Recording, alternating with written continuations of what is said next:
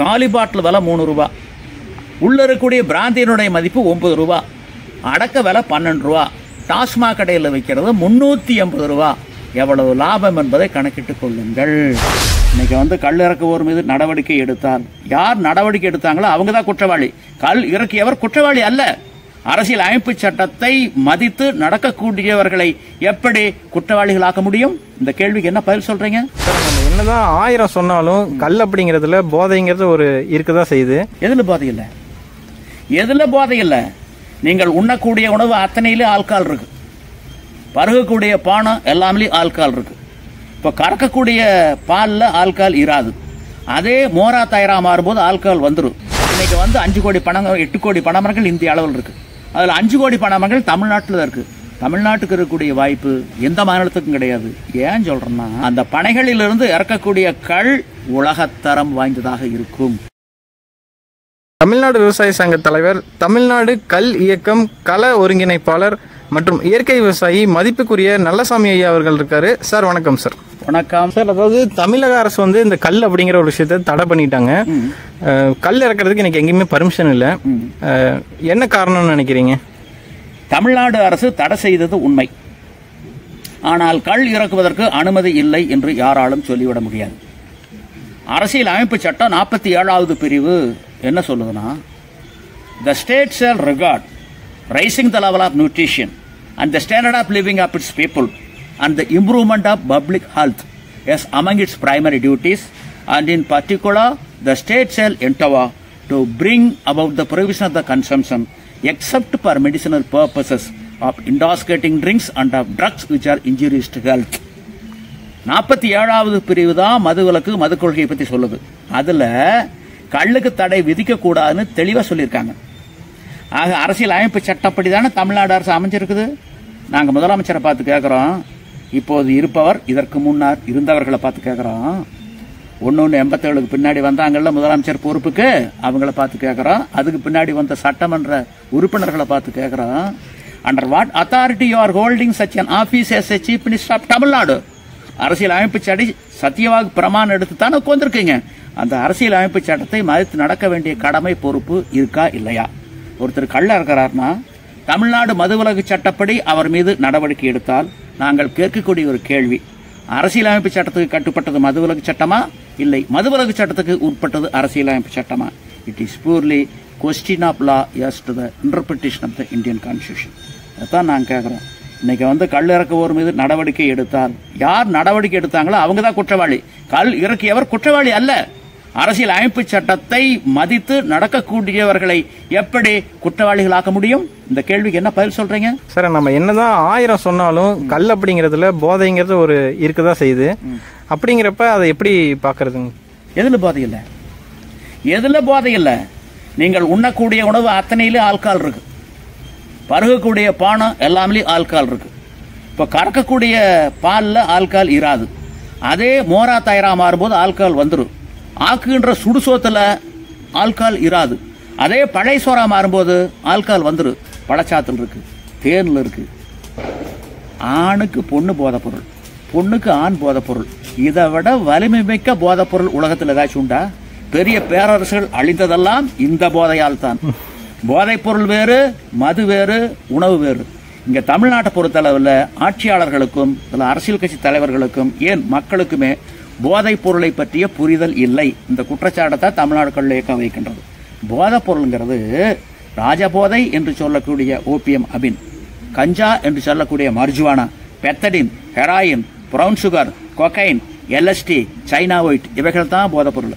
Brandy, whisky, rum, சாராயம், இவைகள்லாம் மதுக்கள். போதைப் பொருள் வேறு, மது வேறு, உணவு வேறு. கல் உணவு பட்டியலில் வைக்கப்பட்டிருக்கக்கூடிய ஒன்று. It is not intoxicating liquor, it is part of food as per Article 47 of the Indian Constitution. எந்த கேட்குறோம்? தைரியம் இருந்தா, துணிச்சல் இருந்தா, அரசியல் கட்சி நடத்துறீங்கல்ல, தலைவராக இருக்கீங்கல்ல, பொறுப்பு வைக்கிறீங்கல்ல, வாங்க எங்களை நல்வழிப்படுத்துங்க. இல்ல அவனை எதுக்கு கட்சி, எதுக்கு ஆட்சி, எதுக்கு தலைவர் பதவி? வெக்கமா இல்ல? என்ன நியாயம் இது? அதான் நாங்க கேட்கிறோம். 18 ஆண்டுகளா போராடுறோம், கேட்கறதுக்கு நாதி இல்லை. அதாவது நீங்க கல்லுக்கு ரைட்ஸ் இருக்கு இந்த மாதிரிலாம் சொல்றீங்க. ஆனா இப்ப கவர்மெண்ட் என்ன காரணம் சொல்லி தடை பண்ணாங்க? தகவல் உரிமை சட்டம் வந்தது. அப்ப முதல்ல எழுதுனா வந்த உடனே எழுதுன தமிழ்நாட்டில் கள்ளுக்கு தடை இருக்குது, மற்ற மாநிலங்கள்ல இல்லையே, உலகத்தில் எந்த நாட்டிலும் இல்லையே, இந்த தடைக்கு என்ன காரணம்னு கேட்டோம். அரசு தரப்பு பதில் சொல்லியிருக்காங்க. எங்களுக்கு பனைமரத்திலிருந்து இறக்கக்கூடிய கல்லுல போதை குறைவு, போதை கூடுதலாக வர வேண்டும் என்பதற்காக குளோரல்ஹைட்ரேட் என்ற வேதிப்பொருளை கலந்து விட்டார்கள். நம்பி குடித்தவர்கள் பாதிக்கப்பட்டார்கள். ஒவ்வொரு பனைமரமும் ஒரு உற்பத்தி சாலை என்கின்ற காரணத்தால் அரசால் கண்காணிக்க முடியவில்லை, கலப்படத்தை கட்டுப்படுத்த முடியவில்லை. டாஸ்மாக்கு 9 நபர்கள் மதுக்களை தயாரித்து கொடுக்கின்றார்கள். அவர்கள் 9 நபர்களாக இருக்கின்ற காரணத்தால் கண்காணிக்க முடிகின்றது, கலப்படத்தை கட்டுப்படுத்த முடிகின்றது. ஆகவே 1/1/87 இருந்து தமிழ்நாட்டில் கள் இறக்கவும் பருகவும் தடைன்னு சொல்லியிருக்காங்க. நாங்கள் கேட்குறோம், பக்கத்தில் பாண்டியில் இருக்குல்ல, கேரளாவில் இருக்குல்ல, தெலங்கானாவில் இருக்குல்ல, ஆந்திராவில் இருக்குல்ல, அண்டை மாநிலங்கள் இருக்குல்ல, 108 நாடுகளில் பனை தென்னை மரங்கள் இருக்கக்கூடிய நாடுகள்ல எல்லாம் கல்லுக்கு அனுமதி இருக்குல்ல. கேட்குற தமிழ்நாடு அரசு பார்த்து அங்கேயும் கலப்படம் பண்ணுவாங்கல்ல, கண்டிப்பாங்க. அங்கேயும் குளோரல்ஹைட்ரேட் இருக்குமல்ல, கிடைக்காதா? கிடைக்குமல்ல. அந்த அரசுகள் எல்லாம் கலப்படத்தை கட்டுப்படுத்துகின்ற பொழுது தமிழ்நாட்டில் எங்களால் மட்டும் கலப்படத்தை கட்டுப்படுத்த முடியவில்லை என்றால் தமிழ்நாடு அரசு ஆளுமை இல்லாத அரசா? ஆளுமை இல்லாத ஏன் ஆட்சியில் இருக்கீங்க? எதுக்கு ஆட்சியில் இருக்கீங்க? இறங்குங்க கீழே.